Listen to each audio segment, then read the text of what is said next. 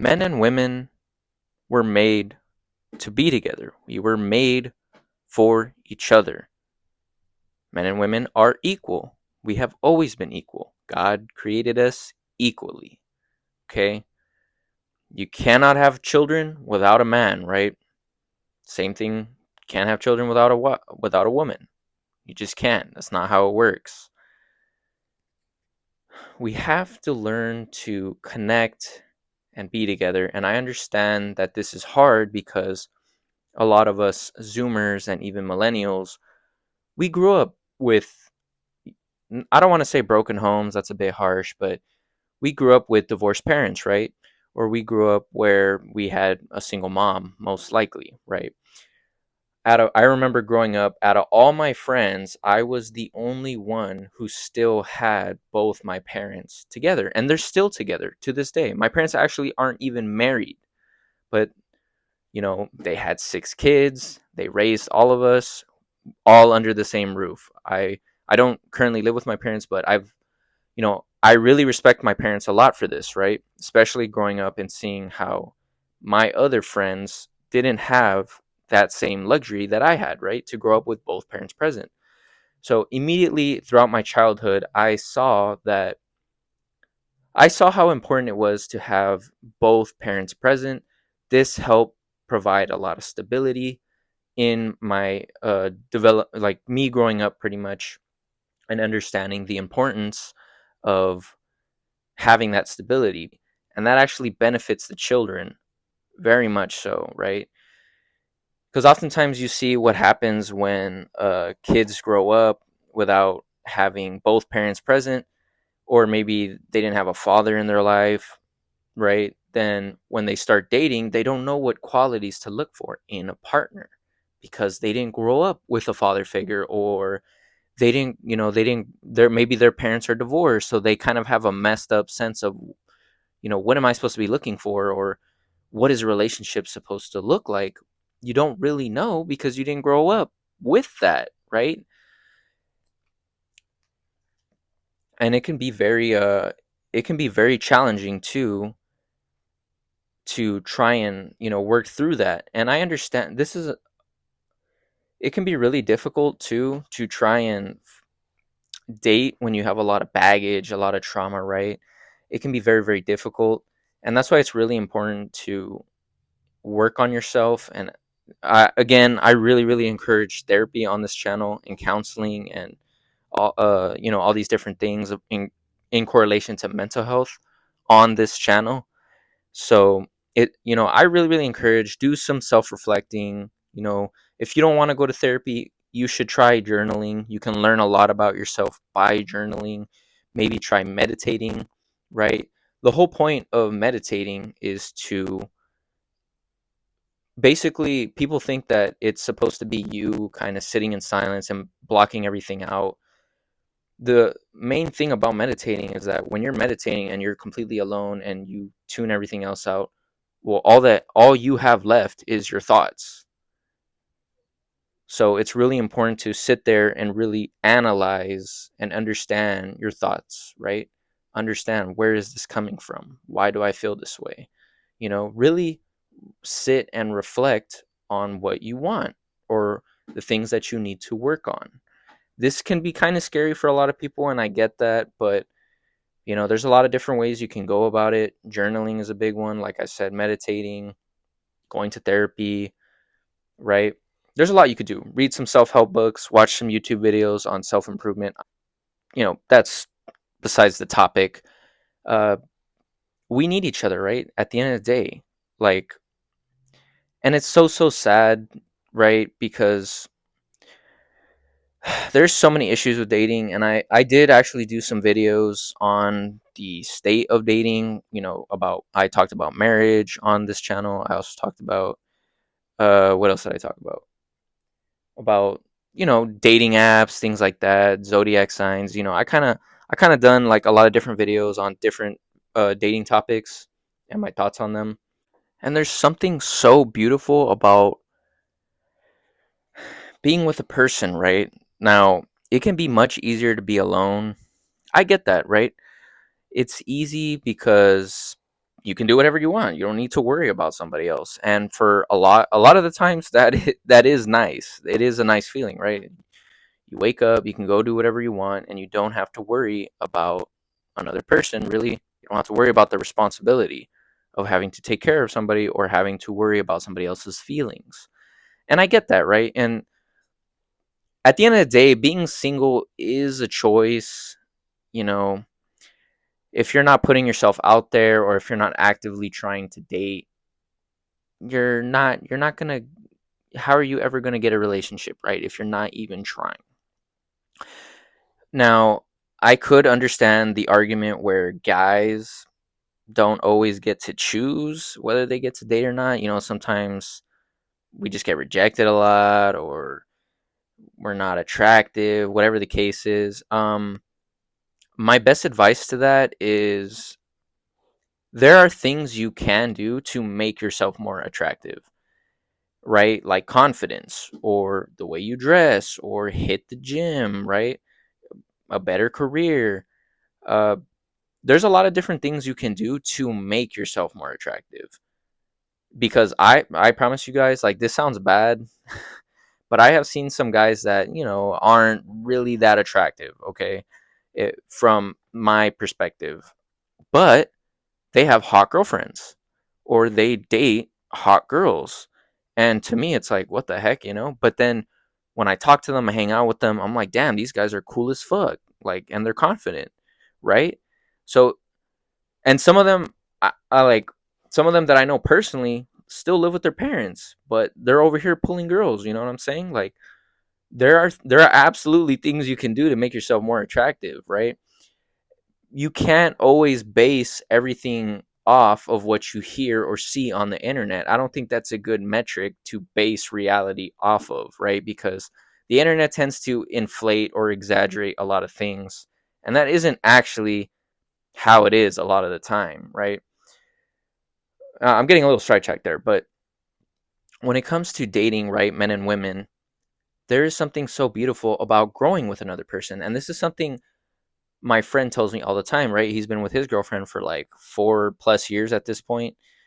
Heck, I remember meeting her when they first started dating, and they're still together. But he talked about how it was really, really hard, and that he had to grow a lot with this person, right? He had to learn a lot of things with this person, right? And low key, that is a flex, dude. Like, most people are, we are so easy to give up on something, right? As soon as something gets difficult, we're like, fuck this, I'm not doing this anymore, right? All too often I see that. I've done this, I'm not excusing myself from it either. It's very, very easy to do that. And circling back to my parents went through a lot of crap together, guys. A lot of crap, right? And let alone with 6 kids, you know, that sounds like a lot. Like, I have mad respect for the both of them being able to thug it out the way that they did, but they always stood by one another, no matter what, no matter how hard things got, whether the relationship, you know, I'm not gonna say the relationship was falling apart or anything, but there was some tough points in their relationship. And I kind of remember briefly some of it growing up.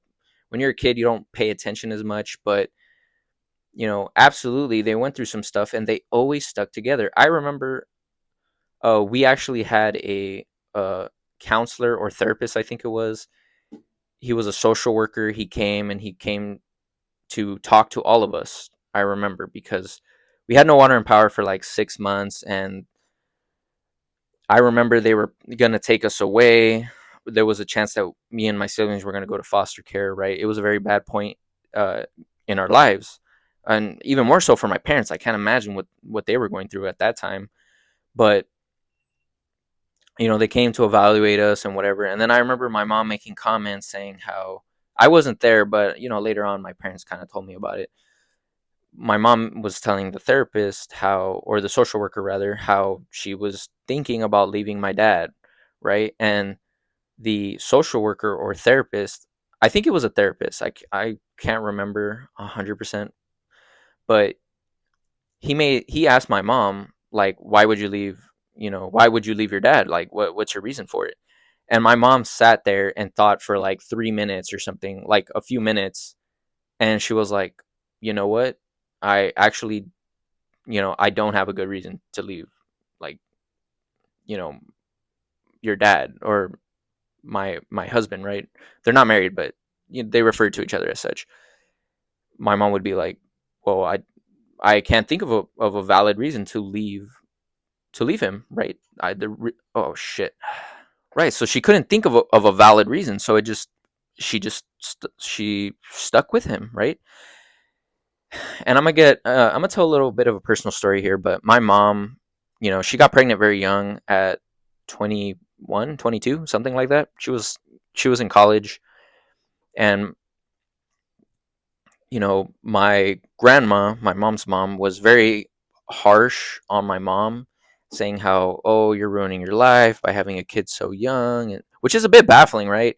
Because back then, I feel like, yes, it is young to have a kid, but at the same time, like, you're not having a kid at 18 or 17, right? It's like,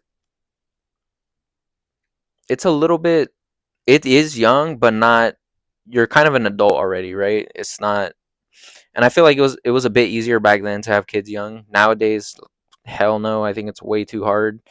Anyway, besides the point, she had she was pregnant very young, and then my grandma was like, "Hey, you need an abortion." And then I remember, my uncle was also telling my mom, and then my mom was really really debating on it, and she told my dad. She was like, "Hey, I'm thinking about an abortion." My dad didn't grow up with his dad, so immediately my dad was like, I cannot imagine not being present in my kid's life, or not, this is my opportunity to raise my child. I am not going to throw that away. So my dad told my mom, hey, have the kid. I will take care of the kid. You don't need to worry about anything. You can move on with your life. That's fine. But please do not abort that child. Like, I want to be able to raise my kid, please. Right? And after that, my mom was like, no, I'm keeping this baby. Like, I'm not going through with the abortion. And the rest is history. 5 kids later, like 29 years of being together, something like that. It's beautiful. It's beautiful. And I am extremely grateful that God graced me with being able to grow up and be raised with such, you know, my parents truly do love each other. And, like, I can safely say I know what love looks like. So, again, the importance of men and women and needing to grow with someone, there's something so beautiful in that.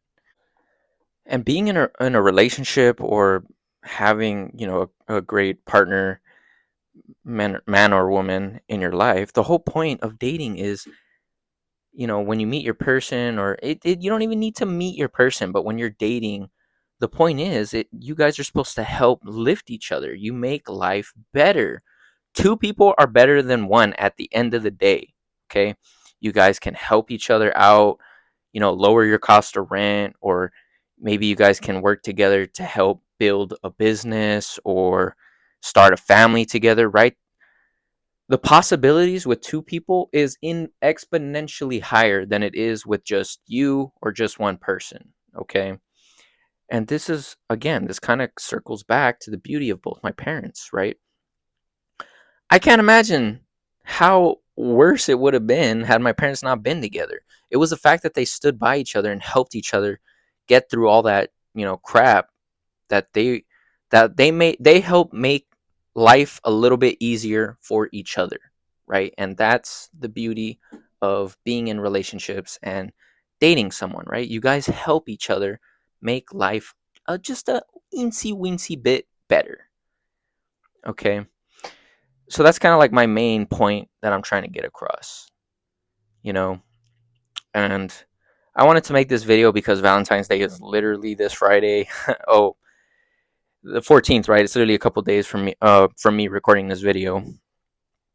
So yeah, don't you know, I know there's a lot of doomer mentality going around in terms of like dating. I remember getting a comment on my video about marriage, how or I'm assuming he's a guy, but he made a comment how he's afraid to date and things like that because he feels like it's going to affect uh, him later on in life when he wants to get married. But my, what I told him was that, hey, you should date, right? Because dating is about experiencing, right? Even if you get into a bad relationship or that you go on a crappy date or whatever, you learn something out of it. You can't really replace experiences, and sometimes going having experiences is the best learning method or best tool to help teach you something. Going on dates, in my opinion, is never a waste of money. It's never a negative thing. Even if the date isn't that great or it sucks, there is something to be gained from it. Absolutely. And yeah, I that's me rambling about the importance of men and women, why we need each other. Hope you all have a great day, and if you like this content, please like and subscribe.